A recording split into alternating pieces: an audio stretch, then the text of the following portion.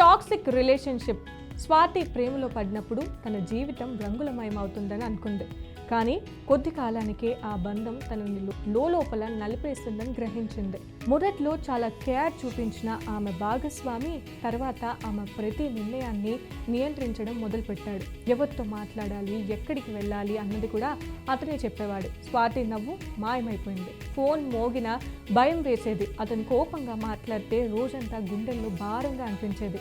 ఇది ప్రేమేనా అనే ప్రశ్న ఆమెను వెంటాడింది. ఒకరోజు అద్దం ముందు నిలబడి తనను తాను చూసుకున్నప్పుడు తనలో ఉన్న ఆనందాన్ని పూర్తిగా కోల్పోయానని అర్థమైంది. అదే క్షణం ఆమె జీవితాన్ని మార్చింది.